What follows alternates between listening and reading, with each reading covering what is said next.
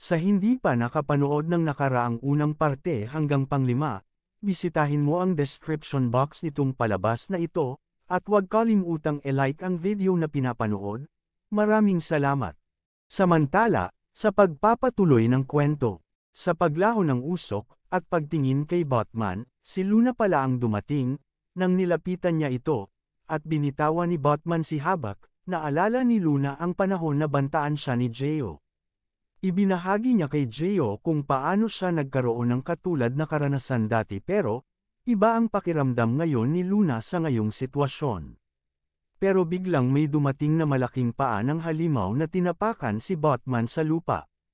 Ang paa ng kolosal na halimaw ay galing sa isang bitak sa langit na kontrolado ni Luna na may dugo sa kanyang mukha at katawan.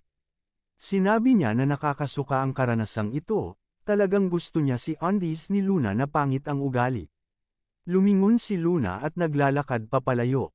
Narinig niya si Batman na sinabing mayabang ang Diyos sa ito, para maging Panginoon ng halimaw mula sa bitak sa ibang dimensyon.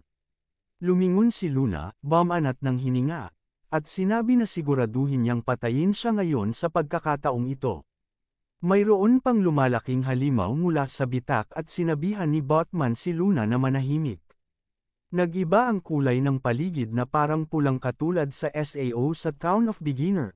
Naging isang espasyong tinatawag na GM Zone na maaari lamang gawin ng isang GM o Game Master. Binastos ni Batman si Luna habang ito ay nakangiti, sinabing laro lamang iyon at dapat nitong tanggapin. Sa pinaka-malapit na lugar, si Undies at Love ay patuloy pa ring tumatakbo patungo sa pagsabog.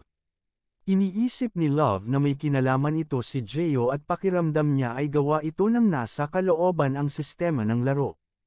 Naalala niya na noong kausap nila ang CEO Bechoy, at mukhang nababahala ito.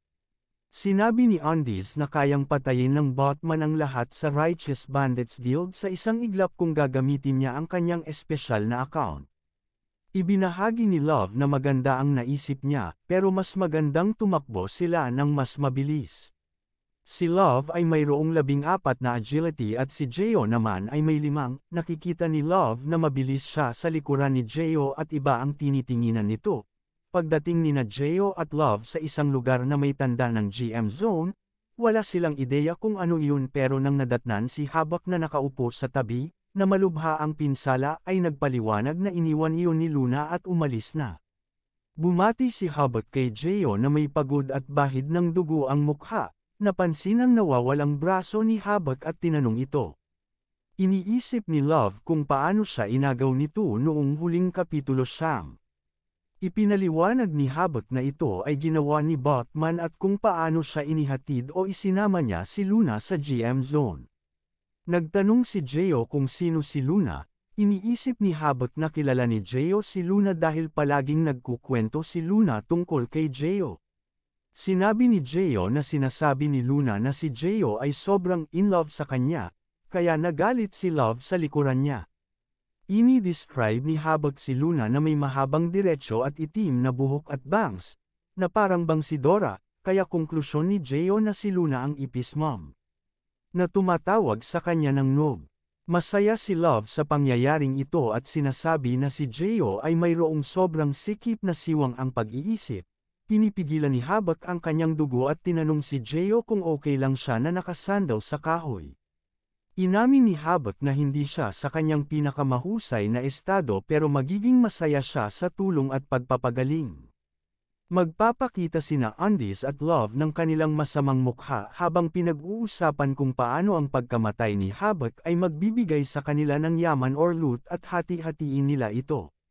Parang saktong-sakto sila para sa isa't isa. Nagtanong si Habak kay Geo kung sigurado ka dahil isa sa mga salamin ni Habak ay nasa kay Geo pa rin. Kapag nawala si Habak, mawawala rin ang salamin at kasama nito ang mga kakawahan, napaisip ni Geo. Tapos, tinapik ni Geo si Habak sa balikat at sinabing pagagalingin niya ito. Tinanong ni Love kung paano planong pagalingin ni Geo si Habak dahil wala siyang dala na HP potions.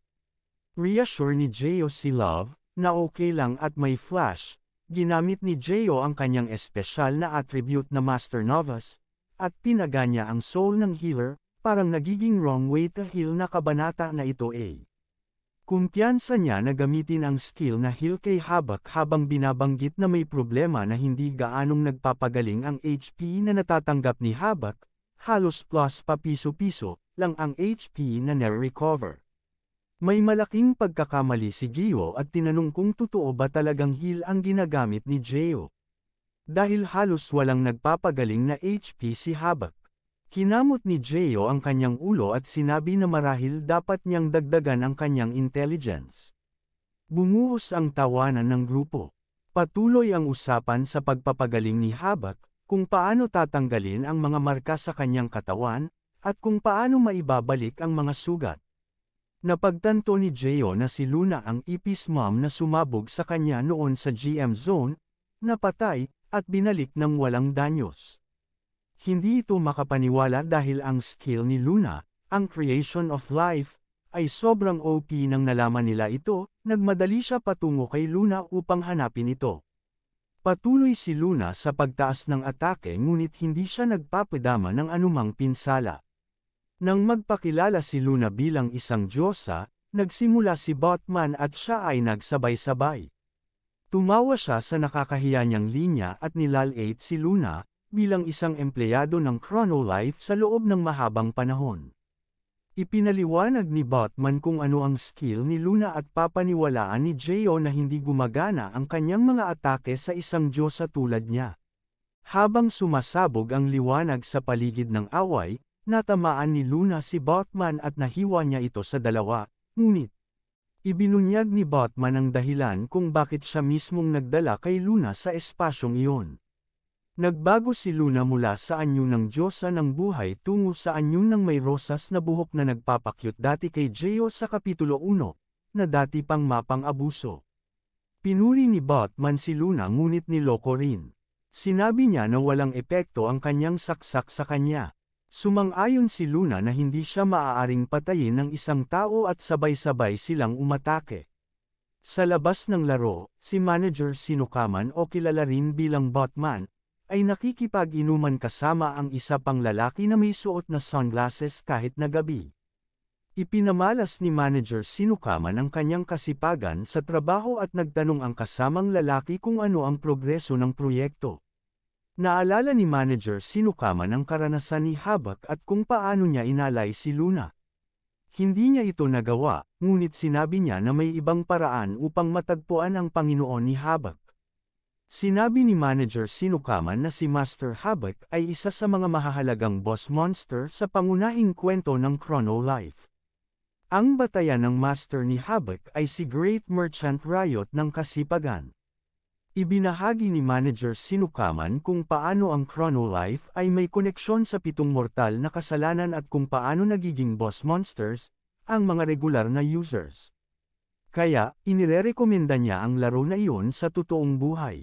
Sa loob ng laro, tinanong ni Gio si Havok kung si Ipis Mom ay isang user o NPC. Itinanggi ni Havok na alam niya, ngunit maaaring alam ni Botman. Ibinahagi ni Love na hindi pa rin niya maintindihan kung bakit gusto ni Botman makipagkita sa Great Merchant Riot. Kung ang layunin ay kumita ng pera, maaaring agad na magbenta si Botman ng mga item sa subastahan at hindi nagkakatugma ang kanyang pag-atake sa Righteous Bandits Guild, sabi ni Havok. Sinimulan niya ang pag-uusap tungkol sa mga fragment ng Diyos o mitikong mga bagay nang biglang sumulpot si Hong. Ang kanyang anyo ay mas nagiging babaeng-babae na mula nang mailantad ang kanyang kasarian sa kwento. Tinanggal niya ang kanyang maskara at sinabing sama-sama silang lahat dahil natagpuan na niya ang sekretong kubo na tahanan ni Botman. Lahat ay sumunod at narating nila ang isang kahoy na kubo. Nagtanong si Love kung ito nga ba ang kanilang tinutukoy na tahanan dahil tila nakatago at masyadong malamig. Ano ang madadarat na nila dito, sa nadiskubrihang sekretong kubo ni Botman? Malalaman natin sa susunod na upload. At kung bago ka pa lang sa channel, mag-subscribe na. At e-like ang video na ito.